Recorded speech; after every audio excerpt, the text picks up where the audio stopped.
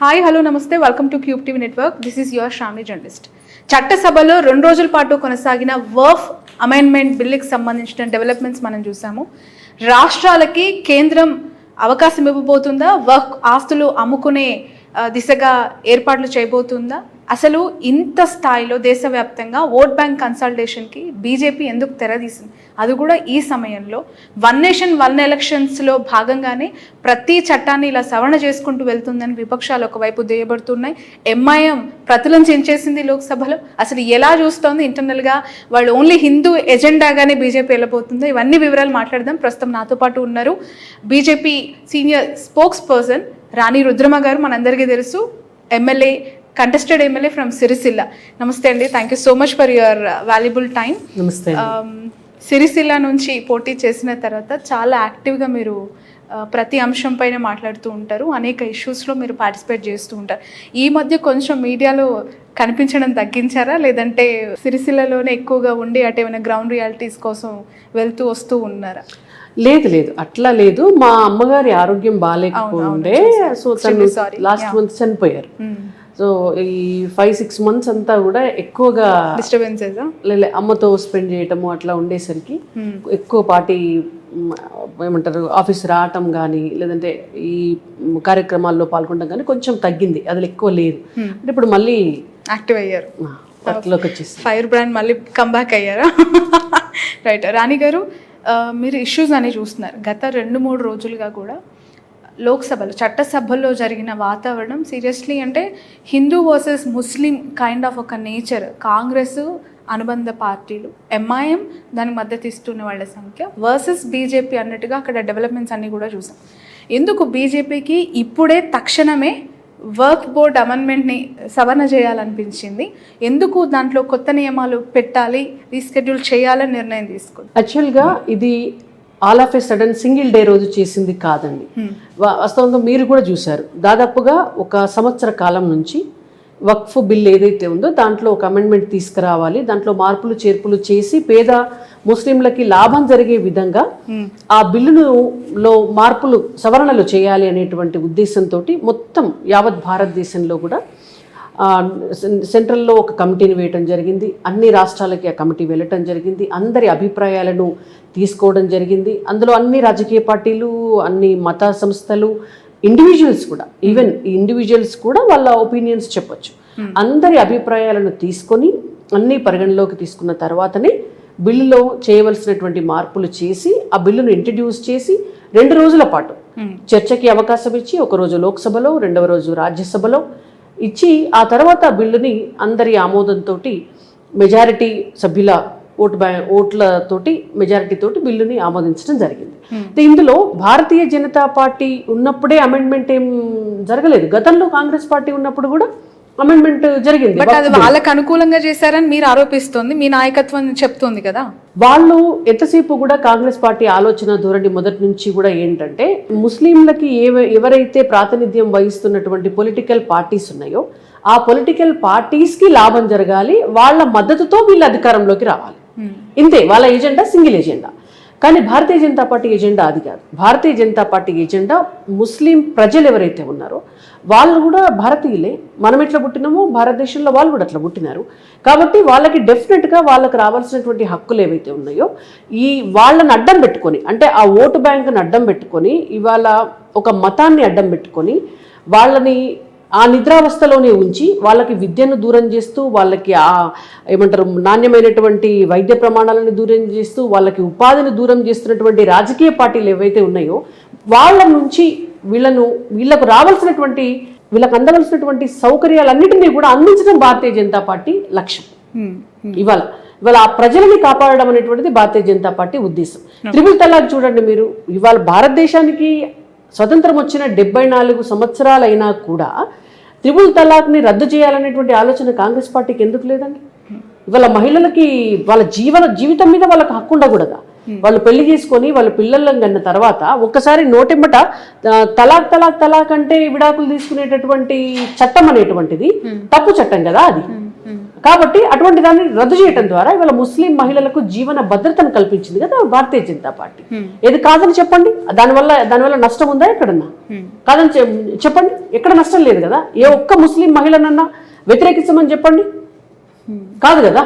కాబట్టి ఇంకొకటి కూడా నేనేం చెప్పదలుచుకున్నాను, ఈవెన్ దో వక్ఫ్ బిల్ అమెండ్మెంట్ జరిగిన తర్వాత చాలా స్పష్టంగా ముస్లిం సోదరీమణులు వీధుల్లోకి వచ్చి ఇవాళ భారతీయ జనతా పార్టీకి సపోర్టివ్ గా నిలిచినారు కదా.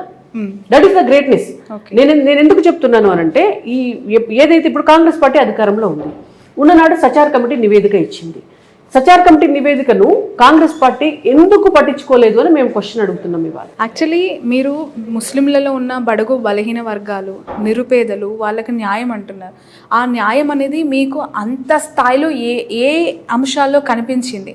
ఎందుకు అనంటే ఎప్పుడు కూడా హిందుత్వ, సనాతన ధర్మ, మన దేశం, మన భక్తి అనే మోటోతోనే బీజేపీ ఎప్పుడు ముందుకెళ్తూ ఆల్ ఆఫ్ సడన్ ఇలాంటి డెసిషన్కి తెరలేపింది. పైపెచ్చు మాకు ముస్లింల సపోర్ట్ ఉంది, నిరుపేదల సపోర్ట్ ఉంది ముస్లిం వర్గాల నుంచి అని అంటున్నారు. ఎలాంటి అంశాల్లో మీకు మద్దతు వస్తుంది అనుకుంటున్నారు ఈ డెవలప్మెంట్లో? 2014లో నరేంద్ర మోడీ గారు ప్రధానమంత్రి అయినప్పటి నుంచి కూడా ఈ రోజు వరకు ముస్లిం ప్రజలకు వ్యతిరేకంగా ఎక్కడన్నా ఒక స్టేట్మెంట్ ఇచ్చారా? ఎక్కడన్నా మీరు చూడండి, ఒక్క స్టేట్మెంట్ ఉందా వాళ్ళకి వ్యతిరేకంగా? లేదు కదా. ముస్లిం సోదరీమణులు ఎవరైతే ఉన్నారో వాళ్ళకి కూడా న్యాయం జరగాలి. ఇన్నాళ్ళు వాళ్ళని ఒక మతం భ్రమలో పెట్టి వాళ్ళకి అన్యాయం చేసినటువంటి పార్టీల నుంచి వాళ్ళకి న్యాయం జరగాలనేటువంటిదే నరేంద్ర మోడీ గారి లక్ష్యం, భారతీయ జనతా పార్టీ లక్ష్యం కూడా. వాళ్ళు కూడా సామాన్య ప్రజలే కదా, సాధారణ ప్రజలకు ఎప్పుడు కూడా మేము వ్యతిరేకం కాదు. అయితే మీకు చాలా స్పష్టంగా మీకు చెప్తాను, ఈ దోపిడీ వెనుక అసలు కాంగ్రెస్ పార్టీకి ఎంఐఎంకి ఉన్నటువంటి బాధ అంటే ఈ వక్ఫ్ బిల్ అమెండ్మెంట్ జరిగితే వాళ్ళ పీఠాలు కదిలిపోతాయి అన్న బాధ. మీకు ఒక లెక్క చెప్తాను నేను.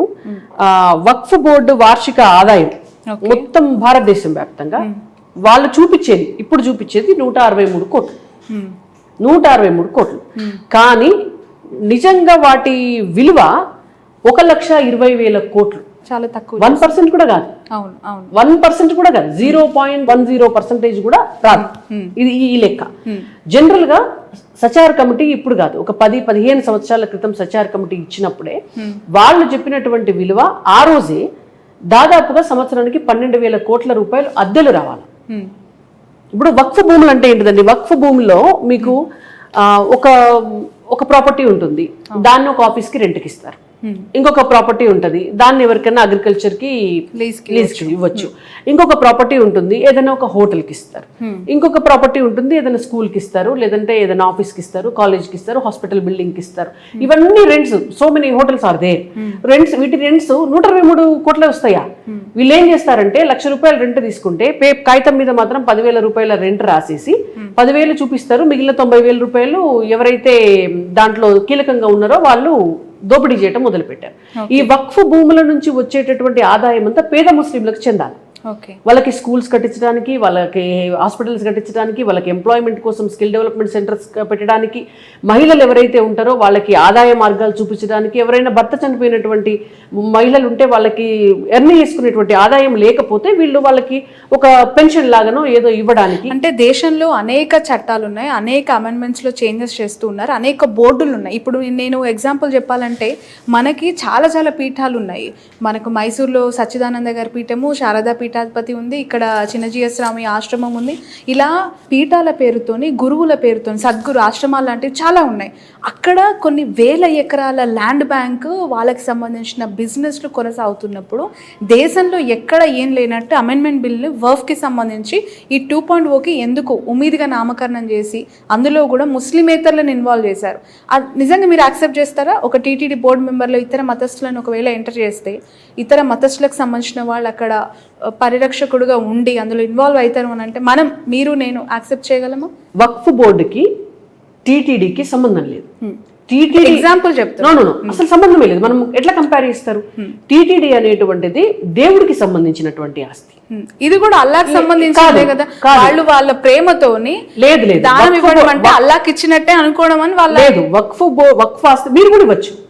వక్ఫ్ ఆస్తిలో అది కేవలము అల్లాకు సంబంధించినటువంటి దేవుడికో లేదంటే ఒక మసీదుకో సంబంధించినటువంటి ఆస్తి కాదు. అంటే వాళ్ళు కేవలము దానం చేయటం అనేటువంటిది కేవలము పేద ప్రజలకు, ఎవరైతే ముస్లిం మతస్థులు ఉంటారో ముస్లిం మతంలో ఉన్నటువంటి పేదలకి ఆ ఆస్తి అనేటువంటిది దాని ద్వారా వచ్చే ఆదాయం అనేటువంటిది వాళ్ళకి చెందాలి. అది అది దేవుడి ప్రాపర్టీ కాదు. అది ఈవెన్ మీకు ఇంకొక విషయం కూడా నేను చెప్తున్నాను. ఫర్ ఎగ్జాంపుల్ మీరు టీటీడీ గురించి తీసుకొచ్చారు. టీటీడీ కింద ఏమైనా స్కూల్స్ కాలేజెస్ నడిస్తే అందులో కేవలం హిందువులే చదువుకోవాలనే రూల్ ఎక్కడ లేదండి. ఎవరైనా వెళ్ళి వేద పాఠశాలకు వెళ్ళి ముస్లిమ్స్ కూడా చదువుకోవచ్చు. ఎంట్రీ ఉంది, అక్కడ ఎంట్రీ ఉంది. అండ్ టీటీడీ లాంటి బోర్డ్స్ లో గవర్నమెంట్ అపాయింట్ చేస్తుంది. టీటీడీ బోర్డుని గవర్నమెంట్ అపాయింట్ చేస్తుంది. ఏ పార్టీ అధికారంలోకి ఉంటే ఆ గవర్నమెంట్ అపాయింట్ చేస్తుంది. అసలు ఉద్యోగులనే యాక్సెప్ట్ చేయలేని బోర్డు అది. ఇక్కడ అలాంటి వర్క్ బోర్డులో ముస్లిమేతరులు, అది కూడా పార్టీలకు అతీతంగా ఇన్వాల్వ్ అవుతారు అని చెప్పి అమెండ్మెంట్ లో చేంజ్ చేసిన లైన్ ఏదైతే తప్పేం లేదు, అది ముస్లింలకు ఆగ్రహం తెప్పిస్తుంది. అది దేవుడికి సంబంధించిన విషయం కాదు. అది తప్పు కాదు మీరు అంటున్నారు, అదే తప్పని వాళ్ళు అంటున్నారు. ఇప్పుడు నిజంగా నేను ఒక క్వశ్చన్ అడుగుతున్నా. నిజంగా మీరు గనుక ఎవరైతే ఆ ట్రస్ట్ లో ఇప్పటి నుంచి ఉన్నారో పార్లమెంట్ సాక్షిగా క్వశ్చన్ అడిగారు కదా, అమిత్ షా గారు అడిగారు, కిరణ్ రిజిజు గారు అడిగారు, మా పార్టీ తరఫున మాట్లాడిన ప్రతి ఒక్కరు అడిగారు. మీరు ఇన్ని సంవత్సరాల నుంచి, ఈ భారతదేశంకి స్వతంత్రం వచ్చిన 74 సంవత్సరాల నుంచి ఈ వక్ఫ్ బోర్డు ద్వారా వచ్చినటువంటి ఆదాయం ద్వారా ఎన్నెన్ని స్కూల్స్ కట్టినారు? ఎక్కడన్నా హాస్పిటల్ కట్టినారా? ఎక్కడన్నా ఒక స్కూల్ కట్టినారా? ఎక్కడన్నా మహిళలకు సంబంధించిన ఏదైనా స్కిల్ డెవలప్మెంట్ సెంటర్ పెట్టినారా? లేదు. అంటే ఏం చేస్తున్నారు? అసలు వక్ఫ్ బోర్డు ఆస్తులు ఎన్ని అన్యాక్రాంతమైనవి అంటే మీరు వక్ఫ్ బోర్డు వేరే మతస్థులను ఎలో చేయొద్దు, అధికారులను ఎలో చేయొద్దు, ప్రభుత్వాన్ని ఇంటర్ఫియర్ కానియొద్దు అనేటువంటిది ఒకటి అడ్డం పెట్టుకొని ఇవాళ పేద ముస్లింలకు దక్కాల్సినవన్నీ కూడా మీరు దోపిడీ చేస్తే చూసుకుంటూ ఊరుకుంటారా? కాదు కదా. ఇన్నేళ్లకు అధికారంలోకి వచ్చాక ఎన్ని సంవత్సరాలకు గుర్తొచ్చి 1 by 1 చేస్తారు కదా. ఎప్పుడైనా కూడా 1 by 1 చేస్తారు, ఒకటేసారి అన్ని జరగవు. ఇవాళ కాశ్మీర్ ఉంది, కాశ్మీర్ సంబంధించిన 371 ఆర్టికల్ రద్దు. ఆ ఆర్టికల్ రద్దు చేసేటప్పుడు అధికారంలోకి రాగానే నెక్స్ట్ డేనే చేయడం కుదరదు కదా. దానికి ఇట్ టుక్ టైం, ఒక 7-8 సంవత్సరాలు పట్టింది. ఎలా ఆర్టికల్ రద్దు చేసినారు? 1 by 1. ఇవాళ సిఏఏ అమెండ్మెంట్ ఉంది, అది కొంత టైం తర్వాత చేశారు. విమెన్ రిజర్వేషన్ బిల్ ఉంది, అదే చేశారు. 1 by 1 చేసుకుంటూ వస్తారు. అధికారంలోకి రాగానే తెల్లారే జరగాలంటే దీనికి ఒక ప్రొసీజర్ ఉంటుంది కదా. దానికి ఒక ప్రొసీజర్ ఉంటుంది. ఆ సిస్టమ్ ద్వారా చేయాలి, పబ్లిక్ ని కూడా ప్రిపేర్ చేయాలి, వాళ్ళ దగ్గర నుంచి వచ్చినటువంటి అన్ని అవి కూడా తీసుకోవాలి. ఇవన్నీ రాష్ట్ర ప్రభుత్వాలకి వక్ఫ్ భూములపై అధికారం ఇవ్వబోతున్నారా? అంటే రాష్ట్రాలకి ఏమైనా అలాంటి ఆదేశం చేయబోతుందా కేంద్ర బీజేపీ? మొన్న చాలా స్పష్టంగా భారతీయ జనతా పార్టీ మేము చాలా క్లియర్ గా చెప్పడం జరిగింది. అందులో మీకు కమిటీలో ఎవరెవరు ఉంటారు అనేటువంటి చాలా క్లియర్గా ఇచ్చారు. మొత్తం ఒక లిస్ట్ కూడా ఇవ్వటం జరిగింది. దాంట్లో డిస్ట్రిక్ట్ కలెక్టర్ కూడా ఉంటాడు, దాంట్లో కన్సర్న్డ్ రెవెన్యూ సంబంధించినటువంటి ఆఫీసర్ కూడా ఉంటారు, మీకు ముస్లిం ఏతరులు కూడా ఉంటారు. ముస్లిం కమ్యూనిటీలో కూడా మీరు క్లెయిమ్ చేసుకుంటున్నారు కానీ కలెక్టర్లు, బ్యూరోక్రాట్స్ కూడా ఇందులో ఇన్వాల్వ్ అయ్యారు అని అంటే ఖచ్చితంగా ఇప్పుడున్న మన పొలిటికల్ సిస్టమే డామినెంట్ సిస్టమ్. పొలిటీషియన్స్ అనేవాళ్ళు బ్యూరోక్రట్స్ని ఎట్లా శాసిస్తున్నారు అనే దానికి బెస్ట్ ఎగ్జాంపుల్స్ మన కళ్ళ ముందు కనిపిస్తాయి. ఇక్కడ కూడా వర్క్ బోర్డ్కి సంబంధించి బ్యూరోక్రాట్స్ని ఇన్వాల్వ్ చేస్తున్నారు. వాళ్ళ పరిధిలోకి ఈ ఆస్తుల లిస్ట్ అంతా వెళ్ళబోతుంది. ఆన్లైన్ పోర్టల్లోకి ఈ ఆస్తుల విలువలు, దానికి సంబంధించిన వివరాలన్నీ ఎక్కించబోతున్నారు, కలెక్టర్ చేయబోతున్నారు అనేదే చాలా షాకింగ్గా ఎక్కడో బీజేపీ ఇంకేదో సిద్ధాంతం ఇంటర్నల్గా ఉంది, వాళ్ళు ఈ భూములన్నీ అమ్మి యూటిలైజ్ చేసుకోవటానికి ప్రయత్నం చేస్తున్నారు అని చెప్పి చాలా మంది మాట్లాడుతున్నారు. ఇప్పుడు కలెక్టరు, ఆర్డీఓ, ఎంఆర్ఓ చేయకపోతే ఎవరు చేస్తారు? మరి భూముల రిజిస్ట్రేషన్ ఎవరు చేస్తారు చెప్పండి? అంటే ఒక ప్యారలల్ గా ఇంకేదైనా సిస్టమ్ ఉందా? ఇప్పుడు తెలంగాణలో మీరు ఎక్కడన్నా పోయి 1 ఎకరం భూమి కొనుక్కుంటారండి, రిజిస్ట్రేషన్ ఎక్కడ చేసుకుంటారు? తహసీల్దార్ ఆఫీస్లో పోయి చేసుకుంటారు, రిజిస్ట్రేషన్ ఆఫీస్లో పోయి చేసుకుంటారు, అంతే కదా? అవునా కదా? మీ రిజిస్ట్రేషన్ ఎక్కడ జరుగుతుంది? రిజిస్ట్రేషన్ ఆఫీస్లో పోయి చేసుకుంటారు. మరి వాళ్ళ వక్ఫ్ భూములన్నీ కూడా డిజిటలైజేషన్ చేసి, అసలు రిజిస్ట్రేషన్ లేని భూములు చాలా ఉన్నాయి, అవి అన్యాక్రాంతం అయిపోతున్నాయి. మీకు డిజిటలైజేషన్ చేయటం ద్వారా లాభమే కదా. మీకు ఆన్లైన్ లో కనిపిస్తుంది, భూముల వివరాలన్నీ కూడా ఆన్లైన్ లో కనిపిస్తాయి. అవి అన్యాక్రాంతం కాకుండా కాపాడుకోవచ్చు. వాటి నుంచి వచ్చేటటువంటి ఆదాయం ముస్లిం పేదలకు చెందుతుంది.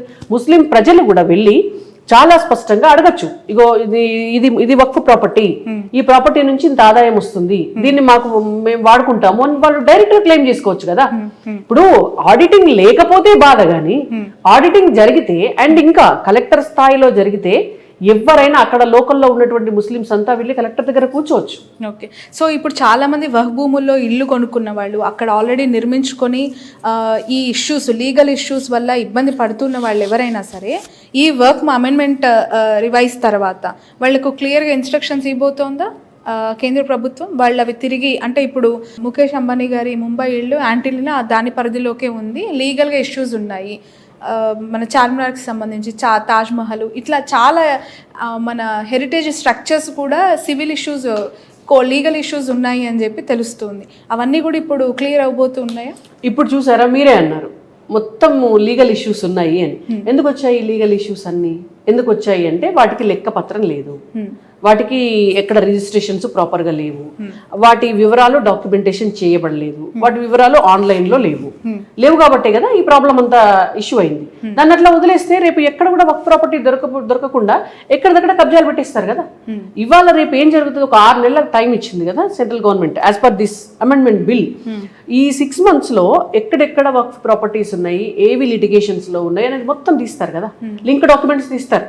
లింక్ డాక్యుమెంట్స్ తీస్తే ఆటోమేటిక్ గా తెలిసిపోతుంది అది. సో ఒక అంచనా వస్తుంది అసలు ఏది ఎన్ని ఉన్నాయి, ఎన్ని పోయినాయి అన్యాక్రాంతం. మీకు తెలంగాణలోవి నేను చెప్తాను. తెలంగాణలో 77,538 ఎకరాలండి వక్ఫ్ భూమి. 77,538 ఎకరాలు తెలంగాణలో వక్ఫ్ భూమి. ఈ వక్ఫ్ భూమిలో 75% 57,000 acres ఆల్రెడీ ఆక్రమించబడ్డాయి. ఓకే, ఇప్పుడు ఇవి వక్ఫ్ ప్రాపర్టీస్ గా లేవు, ఓకే, ఇండివిజువల్ ప్రాపర్టీస్ అయిపోయినాయి. సో ఇప్పుడు వారి పరిస్థితి ఏంటి? అది మన అమెండ్మెంట్ బిల్ ప్రకారం కనుక ఈ రిజిస్ట్రేషన్స్ మ్యూటేషన్స్ అయిన తర్వాత మరి వాటిని మళ్ళీ వక్ఫ్ ప్రాపర్టీస్ కింద గుర్తించి ఆ వక్ఫ్ బోర్డు కింద వచ్చి ముస్లింలకు ఆదాయం వచ్చేటట్టుగా చేస్తారా, ఏం చేస్తారో అనేది వీ హ్యావ్ టు వెయిట్. ఎందుకంటే ఇప్పుడు అది 5 ఏళ్ల క్రితమో 10 ఏళ్ల క్రితమో జరిగింది కాదు, కొన్ని 100 ఏళ్ల క్రితం ఆల్రెడీ ఆక్యుపై అయిపోయి తెలంగాణ ప్రభుత్వం అఫ్ కోర్స్ హైడ్రా ద్వారా తీసుకొచ్చి చూస్తే కూడా అలా చాలా రిజిస్ట్రేషన్ అయిపోయి లీగల్ అయిపోయినాయి. సో ఇప్పుడు మీరు అది సాధ్యతరం అవుతుంది అనుకుంటున్నారా ఈ గవర్నెన్స్? చూడాలి, లెట్స్ ట్రై. ఎప్పుడైనా మంచి ఉద్దేశం ఉన్నప్పుడు ప్రయత్నం చేయాలి. ఇంత మంచి ఉద్దేశంతో చేస్తున్న బీజేపీ పార్టీకి ఎదురు దెబ్బలు తగులుతున్నాయి. ఆల్రెడీ మమతా బెనర్జీ సుప్రీంకోర్టులో ఫైట్ చేస్తానన్నారు, నిలబడదన్నారు. కాంగ్రెస్ పార్టీకి చెందిన చాలా మంది సుప్రీంకోర్టులో సవాల్ చేస్తూ అక్కడ కేసెస్ పిలిచేస్తూ ఉన్నారు. ఇంకొకటి, అధికారంలోకి మేము వచ్చిన తర్వాత దీన్ని మేము తిరిగి యథాస్థితికి తీసుకొచ్చుకుంటామని చెప్పి కూడా బీజేపీకి వాళ్ళు సవాల్ చేస్తున్నారు. అంటే ప్రభుత్వాలు మారంగానే ఈ సవర్ణలు కూడా మారిపోతే ఇంకా పేదలకు ఎట్లా న్యాయం జరుగుతుంది? గుడ్డి ద్వేషం వాళ్ళది. అసలు ప్రభుత్వం మారదు కదా ఎప్పటికీ అని నేను అనను, అది అత్యాశేమో మరి ఎప్పటికీ. అందుకే నేను అంటాను ఎప్పటికీ అని నేను అనను, ప్రభుత్వం మారదు. కానీ నేను ఒకటి చాలా స్పష్టంగా చెప్తాను మీకు, ప్రజలు కూడా ఇదివరకు లాగా చదువుకోకుండానో లేకపోతే టెక్నాలజీకి దూరంగా ఉండో లేకపోతే జరుగుతున్న విషయాలు వాళ్ళకి తెలియకుండా ఉండడము, మరీ భయభ్రాంతులకు గురయ్యే పరిస్థితుల్లోంచి చాలా వరకు ఒక 70% బయటపడ్డారు. ముస్లిం కమ్యూనిటీకి సంబంధించినటువంటి వాళ్ళు కూడా ఇవాళ ప్రపంచంలో ఏం జరుగుతోంది అనేటువంటిది వాళ్ళకి తెలుసు. ఇవాళ ఒక్కొక్క డెసిషన్ జరుగుతున్నప్పుడు డెఫినెట్గా వాళ్లకు రావాల్సిన ఆదాయ వనరులు వాళ్ళకు రాకుండా వాళ్ళ మతం పేరు చెప్పుకొని పైన ఉన్న వాళ్ళు తింటున్నారు అనేది ఎప్పుడైతే వాళ్ళకి అర్థమైందో ఆటోమేటిక్గా వాళ్ళు కూడా బీజేపీ సైడ్ ఉంటారు కదా. వాళ్ళకు మంచి చేసినప్పుడు వాళ్ళు బీజేపీకి వ్యతిరేకం ఎందుకుంటారు? వీళ్ళు వచ్చి మళ్ళీ బిల్లును మారుస్తామంటే అప్పుడు ముస్లిం సోదరులే ఊరుకోరు. బట్ చాలా రాష్ట్రాల్లో మీకు ఇంత మద్దతు ఉందని చెప్తూ ఉన్నారు రాణి రుద్రమ గారు. ఏకపక్షంగా బయటికి వచ్చి పాలాభిషేకాలు పూలాభిషేకాలు మోదీ గారికి అమిత్ షా గారికి చేసిన విజువల్స్ ఎక్కడా కనిపించలేదు. నిరుపేదలకు మీరు ఆ స్థాయిలో మంచి చేసి అమెండ్మెంట్ చేంజెస్ చేశాము అన్నప్పుడు ఎక్కడ కూడా ఓపెన్గా వచ్చి వాళ్ళ సంతోషాన్ని ఎక్స్ప్రెస్ చేయట్లేదు. ఎందుకంటారు? డెఫినెట్గా చేస్తారు. ఇప్పుడు మహిళా రిజర్వేషన్ బిల్ వచ్చింది, మొత్తం ప్రజలంతా మహిళలంతా బయటకు వచ్చి పాలాభిషేకం చేసినారా? చేయలే కదా. కొన్ని చోట్ల పొలిటికల్ పార్టీస్ ఉన్న చోట పొలిటికల్ ఇప్పుడు మహిళా రిజర్వేషన్ బిల్ వచ్చిన రోజు బీజేపీ ఆఫీసులో జరిగినట్టు కాంగ్రెస్ పార్టీ ఆఫీసులో ఏమి సంబరాలు జరగలేదే. నేను ఎందుకంటున్నా అంటే కమ్యూనిస్టులు ఏం వాళ్ళ ఆఫీసుల్లో సంబరాలు చేయలేదే. ఇవన్నీ పొలిటికల్ ఇష్యూస్ ఉంటాయి. నేను అనడం సామాన్య ప్రజలందరూ కూడా ఇళ్లలోంచి, కానీ అందరికీ సంతోషమైందిగా, ఎవ్రీబడి ఈజ్ హ్యాపీ. సో నేనేమంటున్నానంటే బయటకు వచ్చి పాలాభిషేకం చేయనంత మాత్రాన దీన్ని వ్యతిరేకిస్తున్నారని కాదు. ఈవెన్ త్రిపుల్ తలాక్ రద్దు చేశాము, ప్రతి ముస్లిం మహిళ కూడా గర్వంగా గౌరవంగా దాన్ని యాక్సెప్ట్ చేసింది. కానీ బయటకు వచ్చి పాలాభిషేకాలు చేయలేదు. ఈ మధ్య కాలంలో సోషల్ మీడియా డిజిటల్ మీడియా ఎలా స్టార్ట్ అయిందండి? సెల్ఫీ వీడియోలో పెట్టొచ్చు, సంతోషాన్ని ఎక్స్ప్రెస్ చేయొచ్చు, వాళ్ళ హ్యాపీ. అది వాళ్ళకుండే కుటుంబాల్లో ఉండేటటువంటి నియంత్రణ ఉండి ఉండొచ్చు, వాళ్ళకి కొంత భయం ఏమైనా ఉండి ఉండొచ్చు, డిపెండ్స్. ఎవరి భయం ఉండొచ్చు అనుకుంటున్నారు? అట్లా నేను అనను. అంటే అందరూ బయటకు వచ్చి ఒకే రీతిలో ఎక్స్ప్రెస్ చేయాలి అని మనం ఎక్స్పెక్ట్ చేయకూడదు. Okay okay right.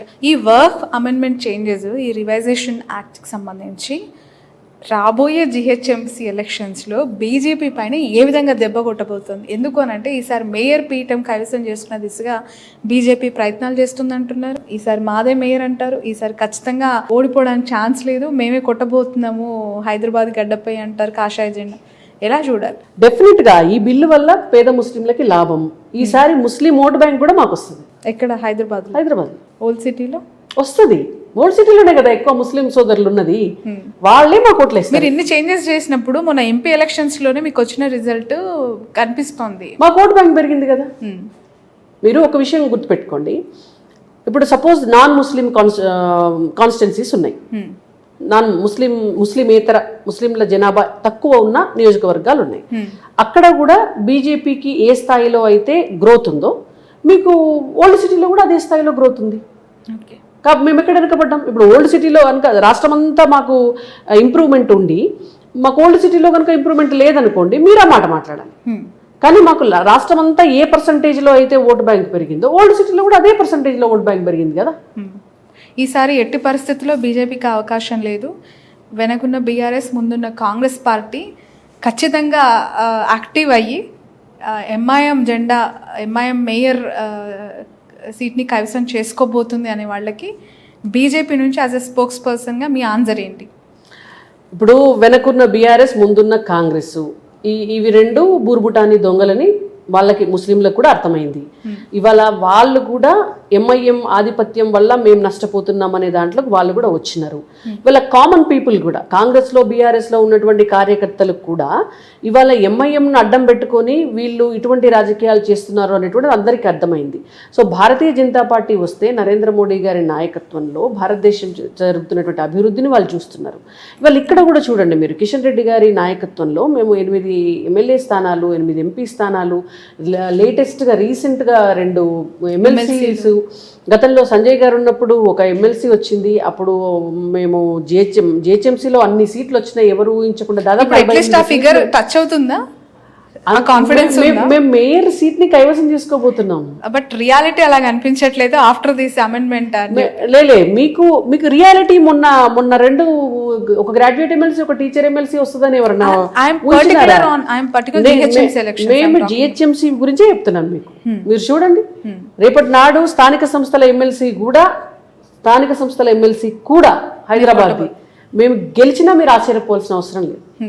కానీ ఖచ్చితంగా గెలుస్తామని చెప్పట్లేదు. అంటే ఐఎమ్ నాట్ ఏ ఆస్ట్రాలజర్ కదా, అంటే మనం ఖచ్చితంగా గెలుస్తాం అనేది మనం చెప్పలేము ఎప్పుడు కూడా రాజకీయాల్లో. ఎవరు కూడా, ఈవెన్ మోడీ గారు పోటీ చేసినా, ఎవరు పోటీ చేసినా కూడా అది ప్రజల ఆశీర్వాదం. ఎందుకంటే ఈ స్థాయిలో చట్ట సవరణలు చేసుకుంటూ ఇంత పెద్ద సెన్సేషనలిజం తెరదీసిన పార్టీకి వన్ సైడెడ్ గా మద్దతు రావాలి, వస్తుందేమో, wait and see. Right. So okay, ఏం జరుగుతుంది? ఇంకా మరికొన్ని రోజుల్లో తమిళనాడు ఎలక్షన్స్ జరగబోతూ ఉన్నాయి. సౌత్లో బీజేపీ పాకవేయాలని ప్రయత్నాలు ఒకవైపు, అక్కడ అన్నమలై రిజైన్ని ఎలా చూడాలంటారు? చెప్పినారు కదా, వారు టర్మ్ అయిపోయింది కాబట్టి వారు రిజైన్ చేశారు. ఇప్పుడు భారతీయ జనతా పార్టీలో ఒక సిస్టమ్ ఉంటుంది, ఇది కుటుంబ పార్టీ కాదు. ఒక టర్మ్, ఒక 2 సంవత్సరాలు ఒకరికి అవకాశం ఇస్తారు, కాకపోతే ఒక 5 నెలలో 6 నెలలో అటు ఇటు ఉంటుంది. తర్వాత డెఫినెట్ గా ఇంకొక కొత్త అధ్యక్షులు రావాల్సిందే, ఎవరున్నా రావాల్సిందే, మారాల్సిందే. కాబట్టి డెఫినెట్ గా వారి టర్మ్ అయిపోయింది, వారు రిజైన్ చేశారు. బట్ సౌత్ తో కంపేర్ చేసినప్పుడు నార్త్ తో చాలా పొలిటికల్ అఫిలియేషన్స్, చాలా డిఫరెన్సియేషన్ ఉంటుంది పొలిటికల్ సిస్టంలో. సౌత్లో ఒక వ్యక్తిని చూసి, ఒక లీడర్గా ఎమర్జ్ అయిన లీడర్కి మద్దతు తెలపటం, వాళ్ళని చూసి పార్టీని గెలిపించడం అనేది మనకి చరిత్ర చెప్తున్న సాక్ష్యం. ఇక్కడ అఫ్కోర్స్ రేవంత్ రెడ్డి గారు, అఫ్కోర్స్ కేసీఆర్ గారు, అఫ్కోర్స్ కాంగ్రెస్లో రాజశేఖర్ రెడ్డి గారు హయ్యాం, ఇలా మనం చూస్తూ వచ్చాం. మీకు తెలుసు, మీ పార్టీ జాతీయ రాష్ట్ర అధ్యక్షుడిగా బండి సంజయ్ గారు ఎంత హైప్ క్రియేట్ చేశారు రాష్ట్రంలో. ఆయన ఉన్నప్పుడు పార్టీ ఎంత యాక్టివ్గా ఉంది అనేది కూడా మీరు చూసారు. ఈ రీసెంట్గా ఇప్పుడు ఎలక్షన్స్ ముందు అన్నమలై రిజైన్ అనేది అది నెగిటివ్ ఇంపాక్ట్ క్రియేట్ చేయదా సౌత్లో? అట్లా ఏముండదు, అవన్నీ అపోహలే ఉంటాయి తప్ప అట్లా ఏముండదు. వారి టర్మ్ అయిపోయింది, వారిని మారుస్తారు. ఇప్పుడు సంజయ్ గారిని మార్చారు, మారిస్తే వారిని తీసుకుపోయి సెంట్రల్ మినిస్టర్ చేశారు. దేశానికి వారి సేవలను ఉపయోగించుకుంటున్నారు, అంతే కదా. ఇప్పుడు అన్నామలై గారిని వారు టర్మ్ అయిపోయింది, వారి సేవలు ఇంకో రకంగా వాడతారు. సంజయ్ గారు తెలంగాణ బీజేపీ అధికారంలోకి వచ్చేది పోయింది సంజయ్ గారు లేకపోవడం వల్ల అంటున్నారు. సరే, అంటే నేనేమంటున్నాను అని అంటే కొన్నిసార్లు కొన్ని జరుగుతాయి. సో వాటికి ఏదైనా కారణం అయి ఉండొచ్చు. కానీ పార్టీ ఒక నిర్ణయం తీసుకున్న తర్వాత కార్యకర్తలుగా మేమందరము కూడా డెఫినెట్గా పార్టీ నిర్ణయానికి తలొగ్గి పనిచేయవలసింది. So how is about groupism in Telangana BJP?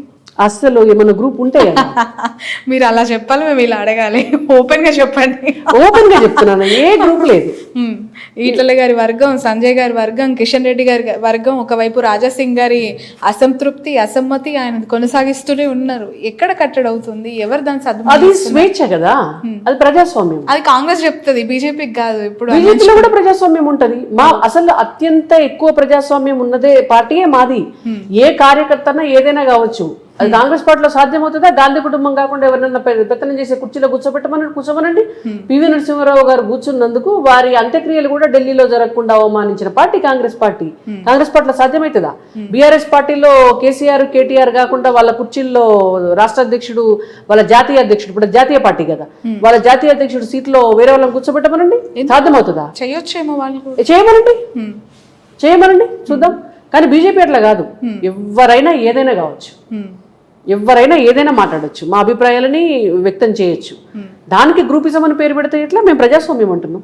నాయకత్వ సమన్వయ లోపం వల్లనే తెలంగాణ స్టేట్ బీజేపీ ఎక్కడో ఉండాల్సింది ఇలా నిర్వీరంగా, లేదంటే కొంచెం కార్యకర్తలకి దూరంగా, ఒక స్పోర్టివ్నెస్ లేకపోవటం వల్లనే ఇబ్బందులు పడుతుంది అనేది మీ పార్టీ పైన, మీ పార్టీ ప్రధాన నాయకుల పైన ఉన్న అలిగేషన్. దాన్ని ఎలా చూడాలి? అసలు కార్యకర్తల దగ్గరికే మేము పోతున్నాం, మీ దగ్గర కార్యకర్తలు రావట్లేదు. రావాల్సిన అవసరం ఏముంది అంటున్నాను నేను. ఇప్పుడు పార్టీ నాయకులు పై స్థాయి నుంచి, రాష్ట్ర అధ్యక్షుల స్థాయి నుంచి జిల్లా అధ్యక్షుల వరకు ప్రతి ఒక్కరు కూడా లోకల్ గా కార్యకర్తల దగ్గరికి వెళ్ళాలి, ప్రజల దగ్గరికి వెళ్ళాలనేది భారతీయ జనతా పార్టీ సిద్ధాంతం. కార్యకర్తలను ఆఫీసుల చుట్టూ తిప్పుకోవాలనేది భారతీయ జనతా పార్టీ సిద్ధాంతం కాదు. నాయకులే వెళ్ళాలి. ఇప్పుడు నెలకు ఒక ప్రోగ్రాం పెడతారు, కంపల్సరీ ప్రతి ఒక్కరిని కూడా రాష్ట్ర అధ్యక్షుల వారితో సహా కింది స్థాయి బూతులకు కూడా పంపిస్తారు. ప్రజల దగ్గరికి వెళ్ళి ప్రజలతోటే మాట్లాడమంటారు. మా నాయకులు ఏదన్నా ఊరికి వెళ్తే వెళ్ళి కార్యకర్తల ఇళ్లలో బస చేస్తారు. హోటల్స్ లో బస చేయడం అనేటువంటి చాలా తక్కువ. కార్యకర్తలే ఆ కల్చర్ భారతీయ జనతా పార్టీలోనే ఉంది. అంటే కార్యకర్తలతో మమేకమయ్యి ప్రజలతో మమేకమై ఉండే పార్టీయే Bharatiya Janata party. Okay, right. రాష్ట్రంలో సన్న బియ్యానికి సంబంధించి సరఫరా జరుగుతూ ఉన్నప్పుడు 37 రూపాయలు కేంద్రానికి మోదీ గారు ఫోటో పెట్టాలి అక్కడ.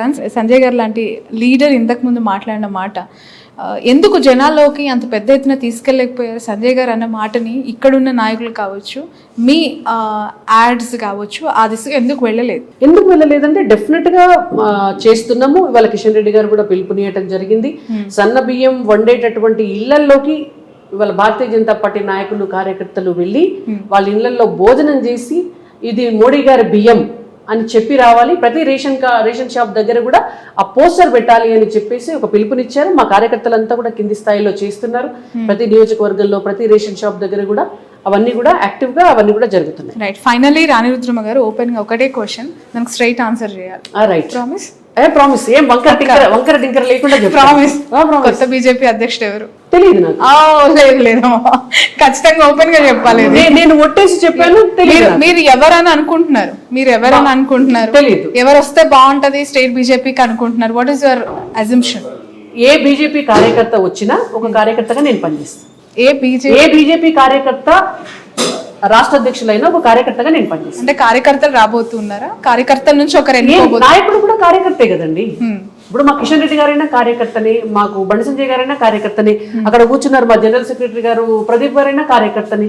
వీళ్ళంతా కూడా బీజేపీ కార్యకర్త. నరేంద్ర మోడీ గారు కూడా కార్యకర్త. ఏ సామాజిక వర్గం నుంచి ఎవరైనా పర్వాలేదు, బీజేపీ కార్యకర్త ఎవరైనా పర్లేదు. Thank you very much. Thank you.